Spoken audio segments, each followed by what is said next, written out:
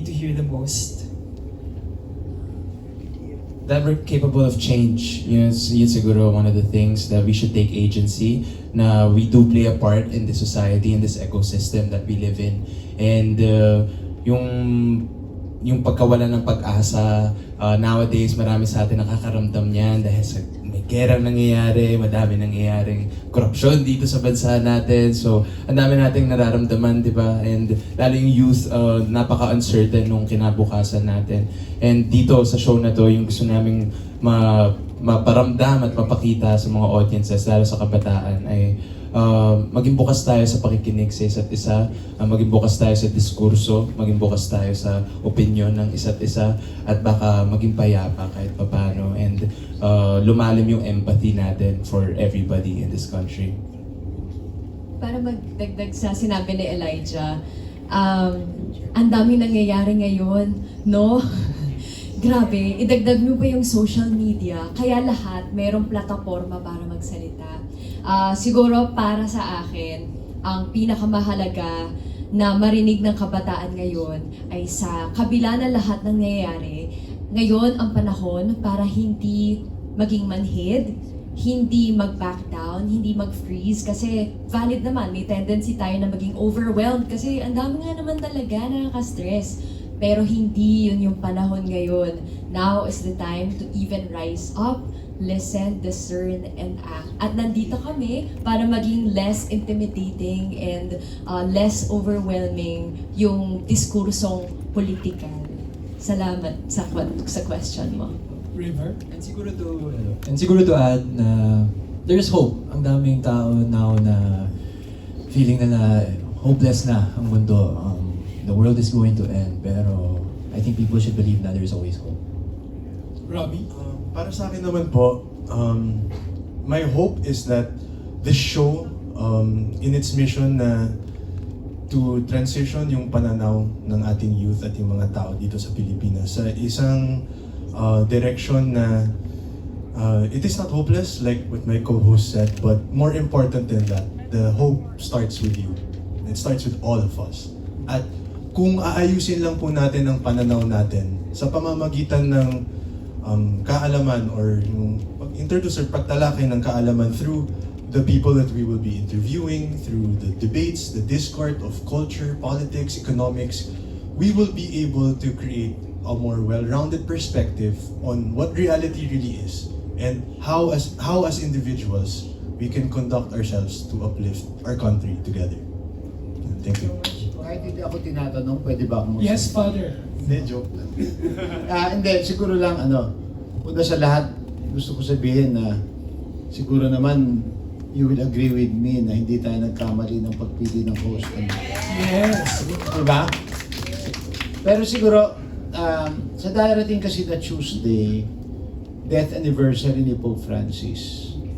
And kung merong isang taong nag-shape ng pananaw ko from the time of the pandemic, si Pope Francis, meron siyang napakahalaga na sinabi nung panahon ng pandemic, September 2020. Sabi ni Pope Francis, may krisis, hindi mo pipiliin ang krisis mangyayari ang krisis, di ba? Sabi niya, pero ang natura ng krisis, hindi ka lalabas na pareho. Either you will come out worse or better. Pero pwede mong piliin, sabi niya. Para ka lumabas na mas mahusay, you need to see clearly, choose well, and act right. Siguro yun din yung isa sa mga hangarin ng Y-Speak, matulungan ng kabataan na higit na makita na malinaw ang nangyayari. No? At kung malinaw yung pagkita, kasi ang problema fake news di ba? Pero kung malinaw ang pananaw at ang pag-unawa at ang facts, higit tayong mas makakapili ng mabuti, di ba? At makakakilos ng tama. Siguro mahalaga yon na lagi nating tandaan, yan ang, kumbaga, yan ang overarching filosofiya ng Y-Speak. See clearly, choose well, act right. And magpapasalamat tayo kay Pope Francis dun sa paalala na yon. So, thank you. agreement to that, Father. Thank you, Mark. By the way, ang Wise Speak noon ay consistent winner bilang Best Public Affairs Program sa Catholic Mass Media Awards, Star Awards, and sa Golden Dove Awards. Ang susunod na magtatanong ay ang very candid na influencer from the Manila feed, no other than Chad Rosete. Hello, good morning, I'm Chad. So for my first question, for the host, how challenging for you na gawin yung show, especially for Robbie at saka si River na parang hindi alam lahat ng tao, na parang outspoken or very vocal, no? So how challenging for you? And during your immersion, ano yung mga nakuha niyong tips and advice from the original host? Okay, the challenge for me, it comes with the process. I believe all of us will find or see that to be a good host in this project in Why Speak means to be knowledgeable. So I think one challenge that I will have is to seek the right knowledge for the right time that can be used for proper conversation. And I think what I might struggle in a little bit is kung masyadong malalim yung iniisip ko sa Tagalog, baka mahihirapan na akong magsalita. Pero maliban dun, I embrace all of the things that might not even be a challenge but might just be unfamiliar. My goal here is, apart from our objective, is also to mostly learn. And I'm not looking at it as a challenge so far, but a welcome opportunity to learn.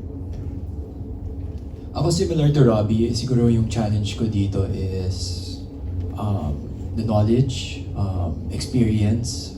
That's because we haven't been outside yet in the field talking to people, learning from them, knowing their stories.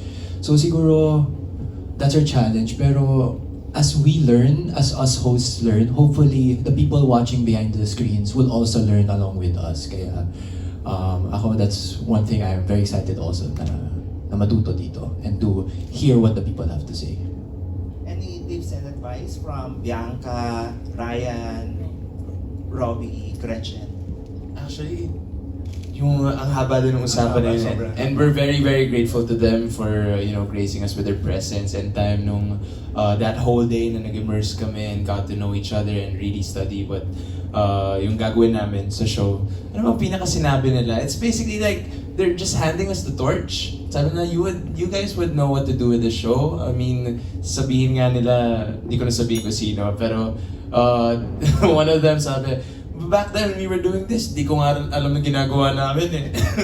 So we were like, okay, so medyo nakahinga-hinga kami doon, pero maraming kwentuhan about, the impact of Why Speak back then and the influence of Why Speak back then, and ano lang yung gusto nila for the youth today and for us hosts na ano yung ma-achieve namin, and they just want us to be ourselves basically and know that everything, that this show is bigger than us. It's bigger than us hosts. Yun. I have another one to build off that. Sa buong araw na yun, nag-workshop kasi po kami nila Ate Bianca, Sir Ryan, and many other industry specialists, not just sa showbiz, but economics, politics, lawyers. And one advice that really talagang tumapat at tumatak sa isip ko is, one of them asked us, are you here to work and get by? Or are you here to provoke thought? So you need to make up your mind. And I think that was very good advice because as hosts, we are not here to tell you just our opinion. Hindi lang kami dito para sabihin kung anong nasa isip namin, para maniwala kayo, ito yung tama, hindi ganon. Our goal here is to host and to guide this show to the direction where conversations will provoke thought and make our people think for themselves. And I think that was very good advice given to us.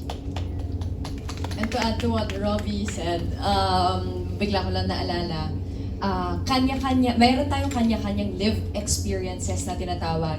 Meron tayong kanya-kanyang realidad, di ba? Iba-iba tayo ng kinalakihang kamalayan, di ba? Maaaring sa Pilipinas, maaaring abroad, pero kung ikaw Pilipino, Pilipino ka. andito kami para mag-provide ng structure and platform. Noon, ang Y-Speak doon, kanina yun ang tanong, ano yung pinagkaiba? Dati wala namang social media eh. Kaya ang Y-Speak noon, excited ang mga tao na kapag magkaroon ng platform na literal, ng mic. Ngayon kasi kahit sino pwede na mag-post. So ngayon, I guess ang difference din, to add to what he said, na na-discuss din namin, nabanggit ni Elijah din, na nung araw na yon na sobrang saya, ay andito kami para maggabay kung paano nga ba italakay yung mga bagay na yon. Then to answer your question, for me, challenge is, kasi ako yung nagpapatakbo ng isang, okay, nagpapatakbo ng isang social enterprise, yung Eco Uling. So marami akong experience on the ground, trabaho sa community, sa gobyerno. For me, challenge yung marami tayong mga bagay na ako, feeling ko, kung familiar kayo sa chilling effect, yung hindi ako makapagsalita minsan as me kasi baka sa makalawa, sarado na yung negosyo namin, di ba? Aware tayo sa mga political, landscape sensitive na mga dispute sa ating bansa. Pero, sabi ko nga sa Y-Speak team, itong challenge na to ay isang privilege at it's like my voice was given back to me. Kasi andito ako bilang host at hindi bilang CEO and founder ng isang kumpanya, di ba? So malaya ako na magsalita bilang bahagi ng kabataan. Kaya nagpapasalamat ako na maging isa sa host ng Y-Speak. Laging trending noon or pinag-uusapan yung Y-Speak, hindi lang dahil sa topic, kundi pati